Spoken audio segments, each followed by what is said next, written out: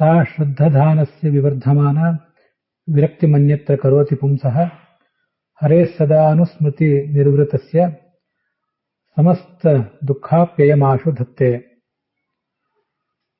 अथातः पराभव संवत्सरस्य आषाढ शुक्ल संबंधिन्याम् एकादश्याम् भगवतः पाण्डुरंग विठ्ठलस्य पापावली पाटन पट्वपांगस्य श्रीपाणि पद्मांचित जानुजंघस्य गोपालबालस्य पंढरपुरकृत निवासस्य पुत्तिगे शीरूरु पीजावरादि मठेष्वपि भक्तवरेण्यैः आराधित श्रीचरणस्य सेवाम् उपवासेन श्रवणमनना ध्यानरूप जिज्ञासया च आराधनां कर्तुकामानाम् अस्माकमद्य तृतीये स्कन्धे पञ्चमे अध्याये भागवते त्रयोदशस्य श्लोकस्य व्याख्यानरूपेण श्रवणरूपेण च इयं भागवती कथा श्रवणपथगामिनी अथ भवति। ये श्रद्धालवः श्रोतारः स्वमनांसि हरिकथायां पुनः पुनः घटयन्ति सा एषा कथा श्रद्धा ऐहिकेषु विषयेषु वैराग्यं कारयति। अपि च भगवतः नामस्मरणेन आनन्दम् अभिव्यनक्ति, समस्तानि च दुःखानि आशु निवारयति। ಆಷಾಢ ಶುಕ್ಲ ಏಕಾದಶಿಯ ಈ ದಿನ ಭಾಗವತದ 3ನೇ ಸ್ಕಂದದ 5ನೇ ಅಧ್ಯಾಯದ 13ನೇ ಶ್ಲೋಕವನ್ನ ನಾವು ಕೇಳಲಿಕ್ಕೆ ತೊಡಗಿದ್ದೇವೆ. ಉಪವಾಸ ಅದಲ್ಲದೆ ಭಗವಂತನ ಕಥೆಯ ಶ್ರವಣ ಮನನ ಧ್ಯಾನ ರೂಪವಾದ ಜಿಜ್ಞಾಸೆಯನ್ನು ಕೂಡ ನಾವೀಗ ಮಾಡಬೇಕು. ಆ ಭಗವಂತನ ಕಥೆಯನ್ನ ಯಾರು ಕೇಳ್ತಾ ಇರ್ತಾರೆ ಮತ್ತೆ ಮತ್ತೆ, ಹಾಗೆ ಕೇಳ್ತಾ ಕೇಳ್ತಾ ಹೋದಂತೆ ಶ್ರದ್ಧಾ ಹೆಚ್ಚಾಗ್ತಾ ಹೋಗ್ತದೆ. ಲೌಕಿಕ ವಿಷಯಗಳಲ್ಲಿ ವೈರಾಗ್ಯವೂ ಹೆಚ್ಚಾಗ್ತದೆ. ಭಗವಂತನ ನಾಮಸ್ಮರಣೆಯನ್ನು ಮಾಡ್ತಾ ಮಾಡ್ತಾ ಆತನಿಗೆ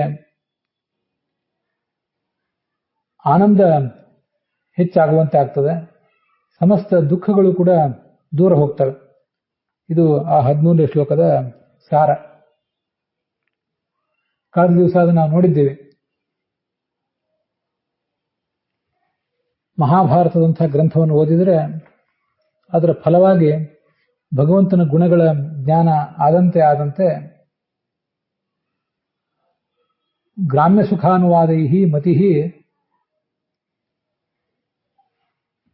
ನ ಗೃಹೀತ, ಯಾವುದೇ ಐಹಿಕ ವಿಷಯದ ಕಡೆಗೆ ಮನಸ್ಸೇ ಹೋಗುವುದೇ ಇಲ್ಲ.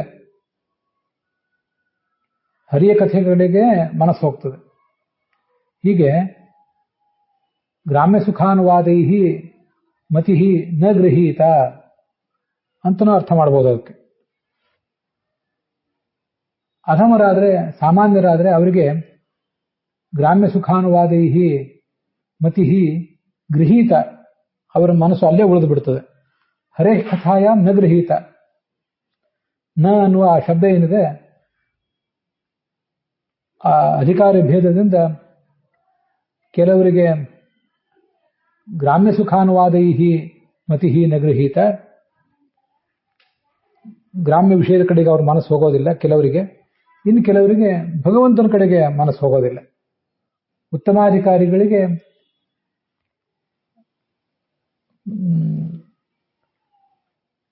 ಲೌಕಿಕ ವಿಷಯದ ಕಡೆಗೆ ಮನಸ್ಸು ಹೋಗದಂತೆ ಭಗವಂತ ಅನುಗ್ರಹಿಸ್ತಾನೆ. ಭಗವಂತನ ಕಥೆಯ ಕಡೆಗೆ ಮನಸ್ಸು ಹೋಗುವಂತೆ ಮಾಡ್ತಾನೆ. ಆದರೆ ಸಾಮಾನ್ಯರಾದವರಿಗೆ ಗ್ರಾಮ್ಯ ಸುಖಾನುವಾದಗಳ ಕಡೆಗೇನೆ ಮನಸ್ಸು ಸೆಳೆತ ಹೊಂದಿ ಭಗವಂತನ ಕಡೆಗೆ ಹೋಗುವುದೇ ಇಲ್ಲ. ಹೀಗೆ ನ ಅನ್ನುವುದನ್ನ ಆ ಕಡೆಯೂ ಇಟ್ಕೋಬಹುದು, ಈ ಕಡೆಯೂ ಇಟ್ಕೋಬಹುದು. ಅದನ್ನ ಕಳೆದ ದಿವಸ ನೋಡಿದ್ದೇವೆ. ಈ ಶ್ಲೋಕಕ್ಕೆ ವಿಜಯಧ್ವಜರ ಮತ್ತು ಯಾದವಾರರ ಉಳಿದವರ ವ್ಯಾಖ್ಯಾನಗಳು ಏನು ಹೇಳ್ತವೆ ಅನ್ನೋದನ್ನ ಗಮನಿಸೋಣ.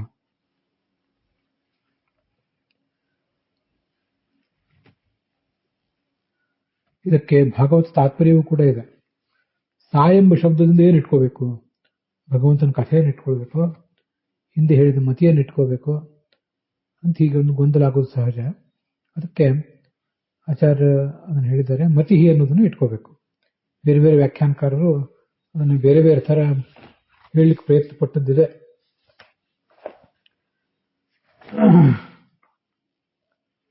ಸಾ ಎಂಬ ಶಬ್ದದಿಂದ ಭಗವಂತನ ಕಥೆ ಅಂತ ಇಟ್ಕೊಂಡ್ರೆ ಆ ಕಥೆ ಬೆಳೆಯುವುದು ಸಾಧ್ಯ ಇಲ್ಲ. ಅದರಿಂದ ಅದನ್ನು ಇಟ್ಕೊಳ್ಳೋದು ಅಷ್ಟು ಉಚಿತ ಅಲ್ಲ.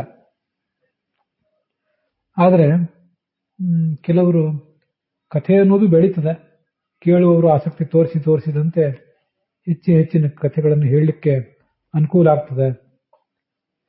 ಕೇಳಿದವರ ಆಸಕ್ತಿಯನ್ನು ಗಮನಿಸಿ ಹೇಳುವವರು ಹೆಚ್ಚಿನ ಕಥೆಗಳನ್ನು ಹೇಳ್ತಾರೆ ಅಂತಲೂ ಬರೆದಿದೆ ಕೆಲವರು.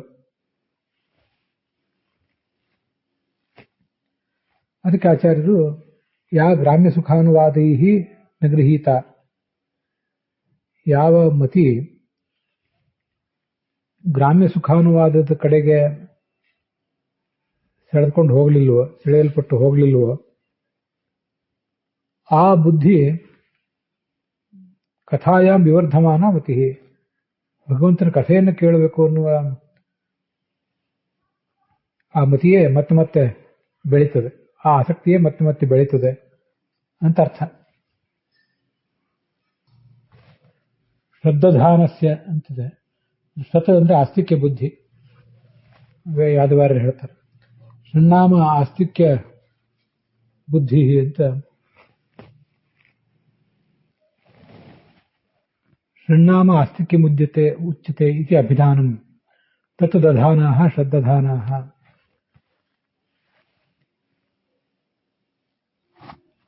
ಗೀತಾ ಭಾಷ್ಯ 12ನೇ ಅಧ್ಯಾಯ 20ನೇ ಶ್ಲೋಕ ಶ್ರದ್ಧಾನಾಃ ಮತ್ಪರಮಾಃ ಅಂತೇನು ಬಂದಿದೆ, ಅದನ್ನು ವಿವರಿಸುವಾಗ ಶ್ರತ ಅಂದ್ರೆ ಆಸ್ತಿಕ ಬುದ್ಧಿ, ಅದನ್ನ ದಧಾನಾಃ ಧರಿಸಿರುವವರು, ತಮ್ಮ ಮನಸ್ಸಿನಲ್ಲಿ ಆಸ್ತಿಕತೆಯನ್ನ ಇಟ್ಟುಕೊಂಡಿರುವವರು, ಅವ್ರನ್ನೇ ಶ್ರದ್ಧಾನರು ಅನ್ಬೇಕು. ಅದನ್ನೇ ಯಾದವಾರರು ಇಲ್ಲಿ ತಿಳಿಸಿದ್ದಾರೆ. ಭಗವಂತನನ್ನ ಕಂಡಾಗ ಹರೇಹ ಸದಾನುಸ್ಮೃತಿ ನಿರ್ವೃತಸ್ಯ, ಭಗವಂತನನ್ನ ಅಪರೋಕ್ಷತಃ ಕಂಡಾಗ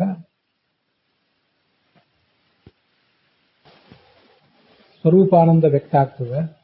ಆವಾಗ ಎಲ್ಲ ದುಃಖಗಳು ಹೋಗ್ತವೆ. ಅದಕ್ಕಿಂತ ಮುಂಚೆ ಸ್ವರೂಪಾನಂದ ವ್ಯಕ್ತ ಆಗದೆ ಹೋದ್ರು, ಜೀವನಿಗೆ ತನ್ನ ಸ್ವರೂಪಭೂತವಾದ ಆನಂದವನ್ನ ಈ ಸಂಸಾರದಲ್ಲಿ ವ್ಯಕ್ತ ಮಾಡ್ಕೊಳ್ಳಿಕ್ಕಾಗದೆ ಹೋದ್ರು, ಭೌತಿಕವಾದ ವೃತ್ತಿರೂಪವಾದ ಆನಂದವನ್ನಾದರೂ ಅವನು ಪಡ್ಕೊಂಡು ಸಮಸ್ತ ದುಃಖಗಳನ್ನಲ್ಲದೆ ಹೋದ್ರು ಹೆಚ್ಚಿನ ದುಃಖಗಳನ್ನ ಕಳ್ಕೋತಾನೆ. ಸಂಸಾರಾವಸ್ಥೆಯಲ್ಲಿ ಇರುವುದರಿಂದ ಸ್ವಲ್ಪ ದುಃಖ ಆಗ್ತಿರ್ತದೆ. ಆದರೂ ಸಂಸಾರಾವಸ್ಥೆಯಲ್ಲಿ ಇದ್ದಾಗಲೇ ಜೀವನ್ಮುಕ್ತನಂತೆ ಅವನಿಗೆ ಬದುಕುವುದು ಸಾಧ್ಯ ಇದೆ. ತಾನು ಅನುಭವಿಸ್ತಿರುವ ದುಃಖಗಳಲ್ಲೇ ಕ್ರಮವಾಗಿ ದುಃಖಗಳನ್ನ ಅವನು ಕಡಿಮೆ ಮಾಡ್ಕೋತಾನೆ. ಕ್ರಮವಾಗಿ ಕೊನೆಗೊಂದು ದಿವಸ ಅದು ಇಲ್ಲದಂತೆ ಆಗಿಬಿಡ್ತದೆ ಅಂತ ನಾವು ಅದನ್ನು ಗಮನಿಸಬಹುದು. ಇದು ಈ 13ನೇ ಶ್ಲೋಕದ ಒಟ್ಟಾರೆ ತಾತ್ಪರ್ಯ. ಭಾಗವತ ತಾತ್ಪರ್ಯವು ಕೂಡ ಅದನ್ನೇ ಸ್ಪಷ್ಟಪಡಿಸಿದೆ. ಅಲ್ಲಿಗೆ ಇವತ್ತಿನ ಭಾಗ ಸಮಾಪ್ತ ಆಗಿದೆ.